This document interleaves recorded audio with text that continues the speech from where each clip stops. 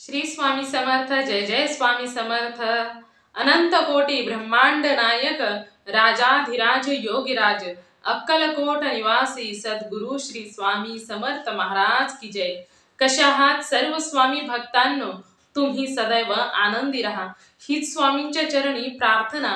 तुमच्या सर्व चांगल्या इच्छा स्वामी महाराज पूर्ण करोत आणि आजचा दिवस तुमचा आनंदात जाऊ हीच स्वामींच्या चरणी प्रार्थना। प्रथम तुम्हा सर्वांचं खूप खूप मनापासून स्वागत आहे तुमच्या सर्वांच्या स्वामी अनुभवांनी बनलेला भक्ता मी स्वामींचे या चॅनल मध्ये। मित्र आणि मैत्रिणींनो, श्री स्वामी समर्थ आणि स्वामींच्या लीला खरोखरच अगाध आहेत। ज्या भक्ताने मनापासून श्री स्वामी समर्थांची सेवा केली, मनापासून श्री स्वामी समर्थांची भक्ती केली, तर त्या भक्ताला श्री स्वामी समर्थ कधीच एकटे सोडत नाहीत, कधीच त्या भक्ताची साथ सोडत नाहीत। मित्र आणि मैत्रिणींनो, तुम्ही पाहिलं असेल कधी कधी की काही लोक असे असतात की श्री स्वामी समर्थांच्या भक्तीमध्ये तर येत असतात, परंतु काही वेळ गेल्यानंतर ती स्वामींची भक्ती सोडून जात असतात। काही लोकांचं असं मत असतं की स्वामींच्या सेवेमध्ये आलो आणि संकटे यायला सुरुवात झाली, जे माझ्याकडे होतं ते सुद्धा गेलं, माझी खूप वाईट परिस्थिती झाली, असं काही लोकांची मतं तुम्ही ऐकली असतील। किंवा त्या उलट काही लोकांची अशी मतं देखील असतात की आम्ही स्वामींच्या सेवेमध्ये आलो आणि आमचे सर्व काही चांगलेच होत गेले, स्वामींच्या कृपेने आमच्यावर येणारं प्रत्येक संकट स्वामींनी तारलं, आमची परिस्थिती सुधारत गेली, आमची जी पहिली गरीब परिस्थिती होती यातून आमच्याकडे पैसा येत गेला, आमची प्रगती होत गेली। आणि त्याचबरोबर काही भक्तांचं असं मत असतं की स्वामी आम्हाला प्राप्त झाले, म्हणजे प्रत्येकाचं वेगवेगळं मत असतं। परंतु मित्र आणि मैत्रिणींनो, हे सांगण्याचं कारण असं आहे की जो भक्त मनापासून विश्वासाने श्री स्वामी समर्थांच्या समोर एखादी इच्छा मागतो ना, तर स्वामी त्याची इच्छा पूर्ण करत असतात, सेवा देखील तो भक्त मनापासून करत असतो। परंतु काही लोक असे असतात की जी लोक भक्ती सोडून गेलेली असतात, तर त्या लोकांच्या मनामध्ये त्या सेवेविषयी श्री स्वामी समर्थांविषयी मनामध्ये शंका येत असते, त्यामुळे त्यांनी कितीही सेवा केली तरी देखील त्यांची सेवा श्री स्वामी समर्थांपर्यंत पोहोचत नाही। या उलट होत असतं की ते एखादी गोष्ट मागतात आणि त्यांच्या आयुष्यातून त्या सर्व गोष्टी निघून जात असतात, जे त्यांनी अगोदर कमावलेल्या होत्या। तर मित्र आणि मैत्रिणींनो, श्री स्वामी समर्थ असं दैवत आहे की तुम्ही विश्वासाने, निशंक मनाने, निर्भय मनाने तुम्ही थोडी जरी सेवा केली, साधं नामस्मरण जरी श्री स्वामी समर्थांचं केलं, ते देखील काम करत करत सुद्धा जरी तुम्ही श्री स्वामी समर्थांचं नामस्मरण मनापासून जर केलं आणि विश्वासाने केलं, तर स्वामी त्या भक्तावरती नेहमी प्रसन्न राहत असतात। प्रसन्नच काय, तर त्या भक्ताच्या बरोबर राहत असतात। तर मित्र आणि मैत्रिणींनो, फक्त भक्ती ही विश्वासाने करायची आहे। आणि आज मी तुम्हाला याच बद्दलचा एक सत्य अनुभव सांगणार आहे। श्री स्वामी समर्थांची भक्ती करताना कशा पद्धतीने करावी आणि तुम्ही कोणत्या पद्धतीने भक्ती केल्यानंतर त्यातून तुम्हाला कोणते फळ मिळते, आज मी जो तुम्हाला अनुभव सांगणार आहे, त्या अनुभवातून तुम्हाला सर्व काही शिकायला भेटणार आहे। तर मित्र आणि मैत्रिणींनो, आजचा अनुभव मी तुम्हाला या सर्व गोष्टी म्हणजे श्री स्वामी समर्थांची भक्ती करताना कशी करावी, कोणत्या पद्धतीने करावी आणि त्याचबरोबर स्वामी कशा पद्धतीने प्रसन्न होतात, तुम्ही एखादी गोष्ट पहा किंवा पाहू नका, परंतु जर तुमच्या मनामध्ये विश्वास असेल, काही लोक असे असतात की भरपूर सेवा करतात स्वामींची, परंतु त्यांच्या मनामध्ये शंका येत असते, त्यांच्या मनामध्ये कुठेतरी थोडं तरी मनामध्ये प्रश्नचिन्ह निर्माण होत असतं की मी एवढी सेवा करतो आहे, मी एवढा वेळ स्वामींना देत आहे, परंतु माझे काम होईल का, स्वामी माझी इच्छा पूर्ण करू शकतील का? असा ज्यावेळेस तुमच्या मनामध्ये शंका येते ना, त्यावेळेस तुम्ही केलेल्या सेवेचं पाणी पाणी होतं, कारण तुम्हाला त्या सेवेचं काहीच भेटत नाही। त्यामुळे तुम्ही कोणतीही सेवा करा, साधी सोपी सरळ श्री स्वामी समर्थांचं काम करत करत तुम्ही नामस्मरण करा, तरी देखील तुमची सेवा स्वामींपर्यंत नक्कीच पोहोचते आणि स्वामी त्या सेवेचं तुम्हाला नक्कीच फळ देतात। याचं जे आज मी या सर्व गोष्टी तुम्हाला स्पष्टपणे एका सत्य अनुभवातून सांगणार आहे। चला तर एका ताईंचा अनुभव आहे, त्या ताईंनी त्यांचं नाव गाव सांगण्यास मनाई केलेली आहे, तर त्या ताईंचा सत्य अनुभव काय होता, चला तर त्या ताईंच्या शब्दामध्ये मांडूया। ताई सांगायला सुरुवात करतात, सर्वात प्रथम तुम्हा सर्वांना श्री स्वामी समर्थ. जय जय स्वामी समर्थ. मी आजारी होते, म्हणजे मला काय होत होतं ते मला काहीही माहित नव्हतं. फक्त मला भरपूर त्रास होत होता, मानसिक त्रास होत होता आणि त्यामुळे मला अशी शारीरिक पीडा व्हायची. मला आतून खूप त्रास व्हायचा. मला कुठेही गेलं की तेही सुंदर ठिकाण असलं तरी मला आनंद वाटत नव्हता. घरामध्ये असलं तरी देखील असं वाटायचं की मला कोणीतरी टॉर्चर करत आहे, मला कोणीतरी त्रास देत आहे.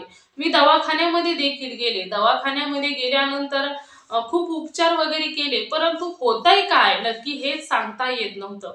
काही लोकांना वाटलं की यांच्या मनामध्ये माइंडमध्ये काहीतरी प्रॉब्लेम असेल. त्यानंतर देखील उपचार केले, म्हणजे त्यानंतर उपचार केल्यानंतर देखील कोणत्याच पद्धतीचा काहीच फरक पडत नव्हता.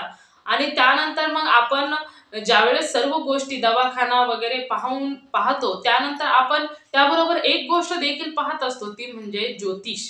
म्हणजे आपण पंचांग पाहत असतो. आणि त्यानंतर मग मी पंचांग मध्ये देखील पाहिलं आणि त्यानंतर ज्योतिषाकडे देखील जाऊन पाहिलं, तर असं मला आढळलं की माझ्या भोवती एक निगेटिव्ह शक्ती आहे. त्या शक्तीने मला घेरलेलं आहे आणि त्यामुळेच मला असा त्रास होत होता. मला कधीच मी एखादं काम करायला लागले तर मी कोणतं काम करते आहे हे देखील मला जाणवत नव्हतं. एखादं काम अर्ध्यावरच सोडायचे, निघून जायचे. मनामध्ये एक वेगळ्याच प्रकारची चलबिचल व्हायची.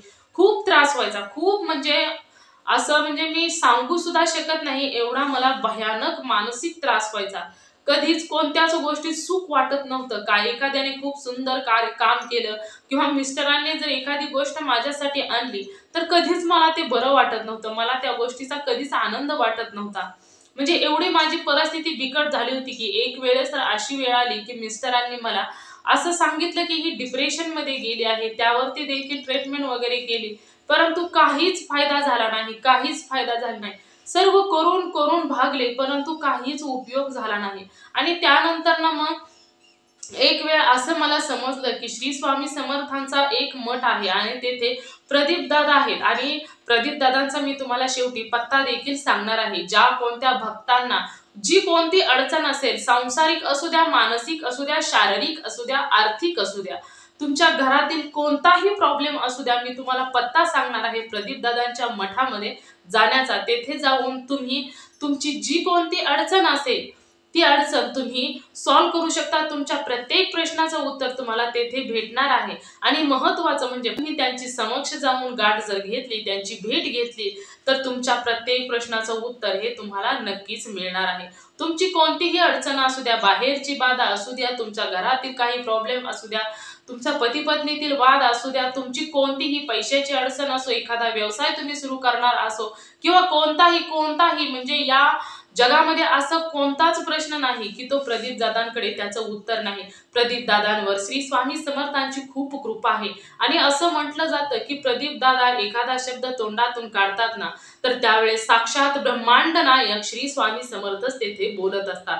त्यामुळे त्यांचा एकही शब्द वाया जात नाही. त्यामुळे तुम्ही तेथे जाऊन त्यांच्याकडून तुमची जे कोणती अडचण असेल त्याचं तुम्ही निरसन करू शकता. तर त्या ताईंनी देखील त्यांना असं वाटलं की आपण देखील तेथे जाऊन श्री स्वामी समर्थांच्या मठामध्ये ते गेल्या, तेथे स्वामींचं दर्शन वगैरे घेतलं आणि त्यांचं देखील खूप चांगलं नशीब म्हणावं लागेल की पहिल्याच वेळेस त्या गेल्या आणि प्रदीप दादांची भेट झाली. कधी कधी गर्दी असल्यानंतर देखील प्रदीप दादांची भेट होत नाही आणि त्यामुळे तुम्हाला दुसऱ्या वेळेस देखील किंवा तेथे एखादा मुक्काम वगैरे करावा लागेल किंवा खूप वेळ लागू शकतो.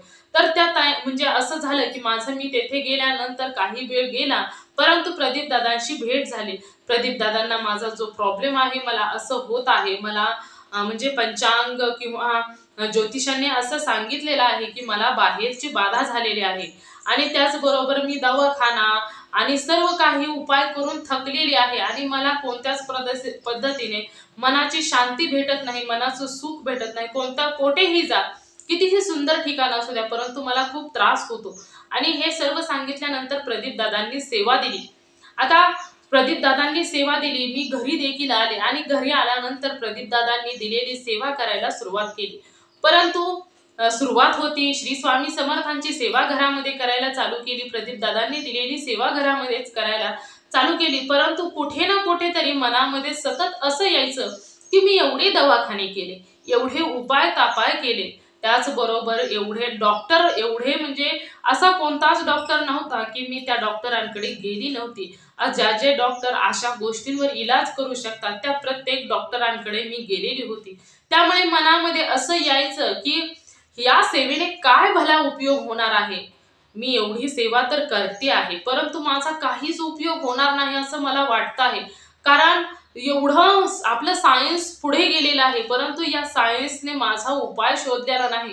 आणि ही साधी सोपी सेवा माझा काय उपाय सांगेल मला आणि मला या उपायातून मोकळं करेल का? या उपायामुळे माझा जे अडचण आहे ती होईल का? परंतु हे मनामध्ये तर सतत येत होतं. परंतु म्हटलं की चला एवढे उपाय केले आहेत, आपण एवढे पैसे घालवले आहेत, मग सेवा करायला काय हरकत आहे. आणि मग सेवा करायला सुरुवात केली.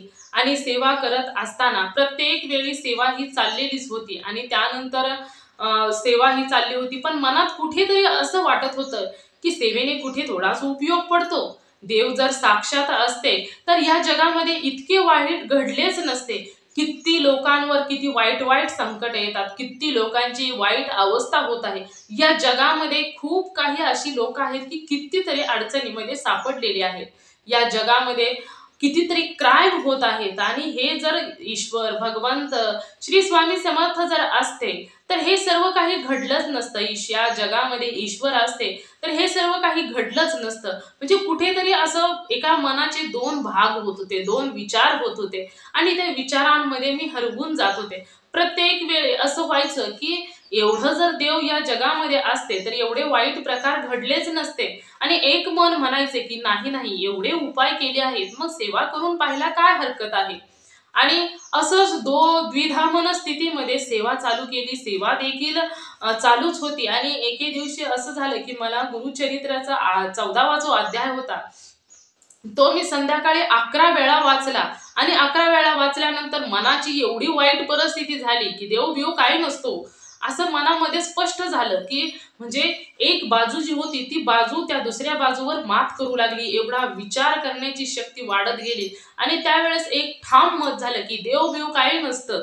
आणि तो म्हणजे गुरुचरित्राचा 14वा अध्याय वाचत वाचत हे सर्व काही मनामध्ये चाललेलं होतं. त्यामुळे 11 वेळा 14वा अध्याय वाचला आणि बाकीची सेवा काहीच केली नाही. म्हटलं की सेवा करून काहीच फरक पडत नाही, मग एवढं वाईट झालंच नसतं या जगामध्ये. जर सेवा करून देव प्रसन्न होत असते तर प्रत्येकाने सेवा केली असते. आणि त्यानंतर मग असं म्हटलं. आणि म्हणजे अगोदर खूप दिवस सेवा केली होती, परंतु मनाची परिस्थिती ही अशीच होती. आणि त्यानंतर मग 11 वेळा 14वा अध्याय वाचला, पुस्तक वगैरे झाकून ठेवला, ग्रंथ झाकून ठेवला आणि जाऊन झोपले. आणि झोपल्यानंतर मग झोप वगैरे छान लागली. परंतु पहाटे पहाटे एक स्वप्न पडलं. आणि त्या स्वप्नामध्ये ते प्रदीप दादा स्वप्नात आले. आणि स्वप्नात आल्यानंतर प्रदीप दादा आमच्या घरी आले होते. त्यांच्या बरोबर अजून एक व्यक्ती होता आणि त्याचबरोबर त्यांच्याबरोबर अजून एक स्त्री होती. अशी तिघे जणी आमच्या घरी आले. घरी आल्यानंतर मी त्यांना बसायला वगैरे टाकलं. त्यावरती ते बसले. त्यांच्यासाठी छान असा चहा बनवला आणि चहा बरोबर खाण्यासाठी त्यांना बिस्कुट वगैरे दिलं. आणि दिल्यानंतर मी त्यांना म्हणते आहे की मी खूप संकटामध्ये आहे. प्रदीप दादांना स्वप्नामध्ये मी सांगते आहे की दादा मी खूप संकटामध्ये आहे, मला खूप त्रास होत आहे, काहीच उपाय होईना. किती मी प्रयत्न केले, किती पैसा घालवला, परंतु काहीच फरक पडत नाही. आणि मला असं वाटतं आहे की श्री स्वामी समर्थांनी माझ्यासाठी तुम्हाला पाठवलेलं आहे. मी खूप संकटामध्ये आहे, मला खूप दिवसापासून खूप त्रास होत आहे आणि त्याच्यासाठी साक्षात श्री स्वामी समर्थांनी तुम्हाला माझ्यासाठी इथे माझ्या घरी पाठवलं होतं. कारण त्यांना स्वामींना असं वाटत असेल की तुम्ही माझ्या शंकांचं निरसन करू शकता, माझ्यावर आलेलं संकट तुम्ही दूर करू शकता. मी स्वप्नामध्येच प्रदीप दादांना हे सर्व काही बोलते आहे, परंतु प्रदीप दादा एक शब्दही माझ्याशी बोलले नाहीत. आणि त्यानंतर मग प्रदीप दादा मी सर्व काही बोललं दादांनी ऐकून घेतलं. आणि त्यानंतर दादांनी स्मित हास्य केलं आणि मला जाग आली. असं स्वप्न पडलं होतं. आणि त्यानंतर मी सेवा वगैरे पूर्ण केली, परंतु मला किंचित सुद्धा फरक पडला नाही. आणि त्यानंतर मग मी पुन्हा प्रदीप दादांकडे गेले. आणि गेल्यानंतर ना दादांना सांगितलं की मी तुम्ही दिलेली सेवा वगैरे केली, परंतु काहीच उपयोग झाला नाही. तर त्यावेळेस दादांनी सांगितलं की तुम्ही विश्वासाने सेवा केली नाही, साधी जरी सेवा केली ना, जर विश्वासाने एखाद्या देवाची सेवा केली ना विश्वासाने, तर त्या देवाला तिथे उतरावंच लागतं. तुमच्या प्रत्येक संकटालाच त्या देवाला तिथे यावं लागतं. तुमचा विश्वास हा किती महत्वाचा आहे तुम्हाला माहीत नसेल, परंतु तुम्ही एखादी सेवा जर केली विश्वासाने, तर तुमच्या प्रत्येक संकटाचं निरसन तेथे होतच असतं. आणि दादांनी हे सर्व काही मला समजून सांगितलं. आणि त्यानंतर मग माझ्या मनामध्ये असा विश्वास आला की भक्ती ही अशी असावी की ती निस्वार्थ असावी, विश्वासाची असावी. एखादी जशी मैत्री असते निस्वार्थ भावनेची, त्यामध्ये कोणत्याच प्रकारचा स्वार्थ नसतो, तशी भक्ती असावी. देवाला कधीही मी तुमची एवढी सेवा करतो मला हे द्या, हा स्वार्थ झाला की तुम्ही स्वार्थापोटी ईश्वराची सेवा करत असता. आणि तुम्हा सर्वांना माहित असेल की ते ईश्वर आहेत, ते भगवंत आहेत, ते ब्रह्मांडाचे नायक आहेत. ते प्रत्येकालाच असे कसे दिसतील बरं? तुम्ही कोणीही सांगावं की ते ईश्वर आहेत, ते जर प्रत्येकाला दिसले असते, त्यांनी प्रत्येकाला त्यांचं अस्तित्व इथे आहे असं जर सांगितलं असतं, तर ते भगवंत असते का? आणि भगवंत प्राप्त होणं एवढं सोपं आहे का?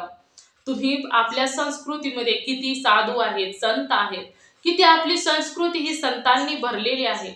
आपली माय एवढी माती मोल आहे, म्हणजे प्रत्येक गोष्टीचा एवढा आपल्या मातीला महत्व आहे.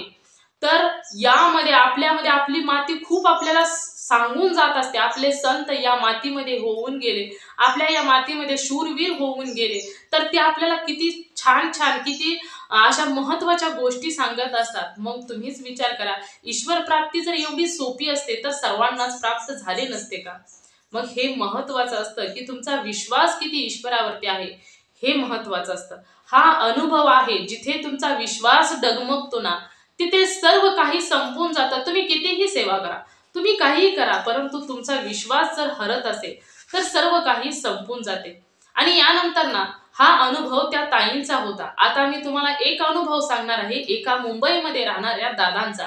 आणि ते दादा असे म्हणजे होते की त्यांनी कधीच प्रदीप दादांना पाहिलेलं नव्हतं. त्यांना प्रदीप दादा कसे दिसतात हे देखील माहीत नव्हतं. आणि त्यांची सेवा ते म्हणजे त्यांनी कधीच कशा म्हणजे कुठेच ते गेले नव्हते, कोणत्याच मठामध्ये नाही, काही नाही. त्यांनी असंच स्वामींचं गुरुचरित्राचं घरामध्ये पारायण चालू केलं. म्हणजे त्यांना स्वामींविषयी खूप ओढ होती. त्यांना कधीच कोठेच जाणे म्हणजे जात वगैरे नव्हते, परंतु त्यांना ओढ होती. आणि त्यामुळे त्यांनी गुरुचरित्राचं घरामध्ये पारायण करायला सुरुवात केली होती. आणि त्या दादांना म्हणजे स्वामींविषयी असं एखादी म्हणजे पारायण वगैरे करायचं म्हटलं की खूप आवडायचं. आणि त्याच पद्धतीने दादांनी घरामध्ये पारायण चालू केलं. आणि पारायण चालू असताना त्यांच्या स्वप्नामध्ये प्रदीप दादा गेले. आणि प्रदीप दादांनी त्या म्हणजे त्यांच्या घरी जाऊन त्यांच्या स्वप्नामध्ये त्यांना आशीर्वाद दिला. आणि त्यावेळेस ते म्हणजे त्यांना आशीर्वाद दिला, परंतु त्यांना हे समजलं नाही की हे कोण आहे. त्यांना त्या दादांना, मुंबईमधल्या दादांना या सर्व गोष्टींविषयी काहीच माहीत नव्हतं. त्यांनी फक्त हे पाहिलं होतं की त्यांना कोणीतरी घरी आला आहे आणि त्यांनी त्यांना आशीर्वाद दिला आहे, परंतु याविषयी काहीच माहीत नव्हतं. आणि आशीर्वाद देत असताना त्या व्यक्तीने म्हणजे प्रदीप दादांनी त्या दादांना असं सांगितलं की तू खूप चांगलं काम करत आहेस आणि नेहमी हे काम करत राहा, तुझं खूप चांगलं होईल. हे देखील प्रदीप दादांनी आशीर्वाद देऊन सर्व काही सांगून टाकलं. आणि त्यानंतर ना दादांनी सकाळी जागे झाल्यानंतर त्यांनी सांगितलं की कोणीतरी व्यक्ती स्वप्नामध्ये वगैरे आला होता आणि असं सांगितलं, परंतु त्यांनी त्यांचं गुरुचरित्राचं जे पारायण होतं ते चालूच ठेवलं होतं. त्यांचा विश्वास होता श्री स्वामी समर्थांवरती. आणि त्यामुळे त्यांनी सेवा वगैरे त्यांची खूप चांगली चाललेली होती. आणि त्यांची एक जवळची मैत्रीण होती, त्या मुंबईच्या दादांची खूप जवळची मैत्रीण होती. आणि ती मैत्रीण होती ना, त्या मैत्रिणीच्या अंगावरती एवढे चट्टे होते, खूप चट्टे, तिचं शरीर चट्ट्यांनी भरलेलं होतं. तिने दवाखाना भरपूर केला होता, खूप भरपूर क्रीम वापरलेली होती, खूप उपाय केले होते, परंतु तिच्या अंगावरचे चट्टे काही केल्याने जातच नव्हते. मग दवाखाना वगैरे खूप करून करून पाहिला, खूप स्किन स्पेशलिस्ट कडे जाऊन पाहिलं, परंतु त्यांना कोणत्याच पद्धतीचा म्हणजे फरक पडत नव्हता. आणि त्यानंतर मग त्यांना असं म्हणजे कुठून तरी असं समजलं की प्रदीप दादांच्या केंद्रामध्ये जायचं आहे, मठामध्ये जायचं आहे. आणि तिथे प्रत्येक शंकेचं निरसन होतं. कोणतीच शंका अशी नाही की त्या शंकेचं तेथे उपाय सांगितला जात नाही. आणि त्यानंतर ना मग त्या ताई प्रदीप दादांच्या मठामध्ये गेल्या. आणि मठामध्ये गेल्यानंतर त्यांनी प्रदीप दादांना नमस्कार केला, स्वामींना नमस्कार केला आणि त्यानंतर त्यांनी त्यांची अडचण सांगितली की मी दवाखाने भरपूर केले आहेत, मी म्हणजे एवढे उपाय केले आहेत, प्रत्येक डॉक्टरांशी भेट घेतली आहे, पैसा देखील खूप खर्च केला आहे, परंतु माझ्या अंगावरचे चट्टे जात नाहीत, काय करावं मला काही समजत नाही। आणि त्यानंतर मग प्रदीप दादांनी त्यांना सेवा सांगितली आणि त्यावेळेस ना त्यांनी प्रदीप दादांचे तेथे फोटो वगैरे काढून घेतला होता आणि त्याचबरोबर तेथील केंद्रात असणाऱ्या सर्व फोटो वगैरे काढले होते स्वामींचे आणि त्यानंतर त्यांनी सेवा घेतली आणि त्यांना असं म्हणजे त्यांचा स्वामींवर भरपूर विश्वास होता, कारण मुंबईचे त्या दादा होते, त्यांची ती मैत्रीण होती आणि दोघेही स्वामी सेवेत होते आणि त्यांनी सांगितल्याप्रमाणे प्रदीप दादांनी जशी सेवा सांगितली त्या पद्धतीनेच त्या ताईंनी देखील सेवा केली आणि सेवा केल्यानंतर आश्चर्याची गोष्ट म्हणजे की त्या ताईंनी कोणत्याही प्रकारची क्रीम वापरली नाही, कोणत्याही प्रकारचा डॉक्टर केला नाही, कोणत्याही प्रकारचं औषध घेतलं नाही, तरी देखील त्या सेवेने त्यांच्या शरीरावरती असणारे सर्व चट्टे गायब झाले। म्हणजे हा चमत्कार। आणि एके दिवशी त्या मुंबईच्या दादांकडे गेल्यानंतर त्यांनी तेथे गेल्या सेवा घेतली आहे हे सर्व काही सांगितले आणि त्यावेळेस त्या दादांनी फोटो पाहत असताना प्रदीप दादांचा फोटो देखील पाहिला आणि त्यावेळेस ते म्हणाले की हा व्यक्ती कोण आहे, तर त्यावेळेस त्या ताईंनी त्यांना सांगितलं की हे प्रदीप दादा आहे आणि यांच्या मुखातून साक्षात श्री स्वामी समर्थ बोलत असतात। ही ज्यावेळेस त्या ताईंनी सांगितले त्यावेळेस त्या दादांना आश्चर्याचा धक्का बसला की दादा म्हणाले अगं हेच ते माझ्या स्वप्नामध्ये आले होते आणि त्यांनी मला आशीर्वाद दिला आणि मला म्हणाले की तू खूप चांगलं काम करत आहेस, तू नेहमी हे काम करत राहा, तुझं खूप चांगलं होईल असा मला त्यांनी आशीर्वाद दिला। म्हणजे हेच प्रदीप दादा आहेत आणि मला माहित सुद्धा नव्हतं, मी कधीच यांना पाहिलं देखील नव्हतं की हे प्रदीप दादा आहेत म्हणून। म्हणजे हा विश्वास असतो आणि ज्यावेळेस तुम्ही विश्वासाने एखादी सेवा करताना तर तिथे सर्व काही शक्य होत असते। तुम्ही कोणतीही सेवा करा, साधी सेवा करा किंवा अवघड सेवा करा, परंतु विश्वासाने तुम्ही ज्यावेळेस सेवा करताना त्यावेळेस त्या सेवेला तुम्हाला त्या सेवेचं फळ हे नेहमी मिळत असते, परंतु सेवा तेवढीच विश्वासाने हवी। मी एवढी सेवा करतो आहे आणि एवढ्या सेवेने माझे सर्व दुःख दूर होणार आहे, तर ते 100% तुमचे दुःख दूर होणारच असते। आणि श्री स्वामी समर्थांची सेवा करायची म्हटल्यानंतर स्वामींना प्रसन्न करायचं म्हटलं की स्वामींचं नामस्मरण सर्वात मोठं आहे, त्यानंतर तारक मंत्र आहे, स्वामी चरित्र सारामृतचं पारायण आहे, गुरुचरित्राचं पारायण आहे, प्रत्येक संकटावर उपाय हे सेवा आहेत आणि स्वामींचं अष्टक आहे, अशा भरपूर सेवा आहेत की तुम्ही मनापासून मनोभावे, परंतु सर्वात जास्त सर्वात मोठी जर सेवा कोणती असेल तर ती श्री स्वामी समर्थांचं नामस्मरण आहे। आणि त्यामुळे श्री स्वामी समर्थ नेहमी असे म्हणतात की जो करील सेवा तोच खाईल मेवा, करता आणि करविता स्वामी तुझी एक नाथा। त्यामुळे श्री स्वामी समर्थ हे ब्रह्मांडाचे नायक आहेत। ज्या भक्ताने मनापासून श्री स्वामी समर्थांची सेवा केली ना त्या भक्ताच्या सदैव श्री स्वामी समर्थ हे बरोबर असतात। तुम्ही कधीही कोणतीही गोष्ट विश्वासाने करणं हे खूप महत्त्वाचं असतं आणि प्रदीप दादा यांना स्वामींचं एक रूप मानलं जातं आणि प्रदीप दादांनी स्वतःचं आयुष्य हे प्रत्येक भक्तासाठीच सोपवलेलं आहे। ते प्रत्येक भक्ताच्या प्रत्येक अडचणीवरती उपाय सांगत असतात आणि प्रदीप दादांच्या तोंडातून गेलेला शब्द हा प्रत्येक वेळी हे श्री स्वामी समर्थांचे शब्द असतात। त्यामुळे कधीही कोणतीही सेवा करत असताना विश्वासाने निशंक मनाने करायचे आहे। काही लोकांना जर सेवेनंतर काही फरक पडला नसेल तर त्यांच्या मनामध्ये असं असतं की एक म्हणजे जसा मी तुम्हाला पहिला अनुभव सांगितला की तुमच्या मनामध्ये शंका येत असते की एवढे उपाय तापाय करून पाहिले परंतु या सेवेने काही फरक पडेल का। ज्यावेळेस तुमच्या मनामध्ये ही शंका येत असते ना त्यावेळेस काहीच फायदा होत नसतो। जरी तुम्ही स्वार्थापोटी जरी श्री स्वामी समर्थांच्या सेवेमध्ये आला असाल तरी पण सेवा करत असताना निस्वार्थ भावनेने निशंक मनाने सेवा करायची आहे आणि जेवढी तुम्ही निस्वार्थ भावनेने सेवा कराल ना त्यावेळेस तुम्ही जेवढे स्वामींना मागितलेले आहे त्यापेक्षाही स्वामी तुम्हाला भरपूर देतील, कारण स्वामींना माहित असतं आपल्या भक्तासाठी काय योग्य आहे काय अयोग्य आहे। त्यामुळे आपल्या भक्ताला स्वामी नेहमी तेच देत असतात जे त्याच्यासाठी योग्य आहे आणि योग्य वेळ आल्यानंतर स्वामी इतके देतात की तो भक्त विश्वास सुद्धा ठेवू शकत नाही। त्यामुळे ज्या वेळेस तुम्ही एखादी सेवा करा तर ती सेवा करताना निस्वार्थ भावनेने करा, निशंक मनाने करा। चला तर मी आता तुम्हाला प्रदीप दादांचा जो मठ आहे आणि तिथे गेल्यानंतर तुम्हाला कोणत्या अडचणी, तुमची कोणतीही अडचण असली तरी त्या शंकेचं निरसन हे तेथे 100% होणार आहे। परंतु महत्त्वाचं म्हणजे ज्या वेळेस तुम्ही तेथून सेवा घेणार आहात तर त्यावेळेस साक्षात श्री स्वामी समर्थ यांनी तुम्हाला ही सेवा दिलेली आहे हे समजायचं आहे। आणि त्यानंतर ना तुम्ही ती सेवा मनापासून मनोभावे स्वामींचं नामस्मरण दिवसभर नामस्मरण करायचं आहे आणि जेवढे तुम्हाला वेळ भेटेल तेवढं तुम्ही श्री स्वामी समर्थांचं नामस्मरण करायचं आहे। त्याचबरोबर प्रदीप दादांनी दिलेली सेवा देखील मनापासून करायची आहे। तर मी तुम्हाला श्री स्वामी समर्थ आणि त्याचबरोबर प्रदीप दादांचा जो मठ आहे तिथे जाण्याचा मार्ग किंवा ते ठिकाण कोठे आहे ते मी तुम्हाला सांगते।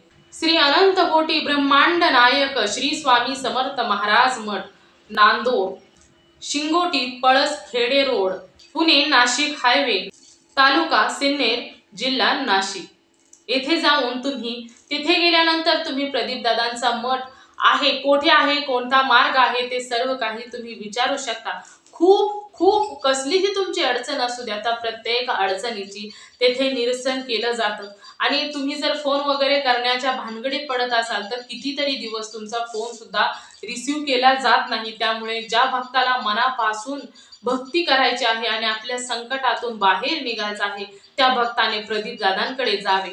प्रदीप दादा आणि त्यांनी दिलेली सेवा ही मनापासून स्वीकार करावी। कधी कधी काही लोक ईश्वराच्या इतकी जवळ गेलेली असतात, इतकी जवळ गेलेली असतात की साक्षात त्यांच्या मुखातून ते ईश्वर बोलत असतात। तुम्हीच मित्र आणि मैत्रिणींनी विचार करा की साक्षात ब्रह्मांड नायक तुमच्या समोर येऊन तुम्हाला उपाय सांगणार आहेत का? आपण स्वतःला एवढं पुण्यवान मानायचं आहे की प्रदीप दादांच्याकडून मिळालेली सेवा ही आपल्याला साक्षात श्री स्वामी समर्थांकडून मिळालेली सेवा आहे। तुम्हा सर्वांना माहित असेल की प्रदीप दादा हे स्वामींचं एक रूप आहे आणि प्रदीप दादांना सर्वजण कोटी कोटी प्रणाम करत असतात। आणि माझ्याकडून देखील प्रदीप दादांना कोटी कोटी प्रणाम, कारण प्रदीप दादा हे एवढंच मोठं दैवत आहे। त्यामुळे श्री स्वामी समर्थ आणि स्वामींच्या लीला खरोखरच खूप अगाध आहेत। ज्या भक्तांना काही अडचणी असतील तर त्या भक्तांनी तेथे जाऊन तेथे सेवा वगैरे घ्यायची आहे आणि सेवा करताना निशंक मनाने, निर्भय मनाने सेवा घ्यायची आहे आणि सेवा करायची आहे। तर मित्र आणि मैत्रिणींनो, हे 2 अनुभव तुम्हाला कसे वाटले नक्कीच मला कमेंट करून सांगायचं आहे। आणि जर तुम्हाला हे अनुभव आवडले असतील तर तुम्ही मनापासून श्री स्वामी समर्थांची या सेवेचा लाभ घ्यायचा आहे। मित्र आणि मैत्रिणींनो, तुम्ही सर्वांनी मिळून माझा व्हिडिओ शेवटपर्यंत ऐकला त्याबद्दल मी मनापासून तुम्हा सर्वांची खूप खूप आभारी आहे। नेहमी सुखी राहा, समाधानी राहा, आनंदी राहा ही स्वामींच्या चरणी प्रार्थना करते। आणि तुम्हाला जर श्री स्वामी समर्थांचा एखादा अनुभव आलेला असेल, लहान असो मोठा असो, तर तुम्हाला मी येथे व्हॉट्सअप नंबर देते। या व्हॉट्सअप नंबरवरती तुम्ही तुमचा अनुभव मला शेअर करायचा आहे। तर मित्र आणि मैत्रिणींनो, तुम्ही सर्वांनी मिळून माझा व्हिडिओ शेवटपर्यंत ऐकला त्याबद्दल मी मनापासून तुम्हा सर्वांची खूप खूप आभारी आहे। तुम्ही सर्वजण नेहमी हसत राहा, सुखी राहा, समाधानी राहा, आनंदी राहा ही स्वामींच्या चरणी प्रार्थना करते आणि इथेच थांबवते। पुन्हा भेटूया श्री स्वामी समर्थांच्या सत्य अनुभवाबरोबर। तोपर्यंत श्री स्वामी समर्थ, जय जय स्वामी समर्थ। नेहमी हसत राहा, सुखी राहा, समाधानी राहा। श्री स्वामी समर्थ। धन्यवाद।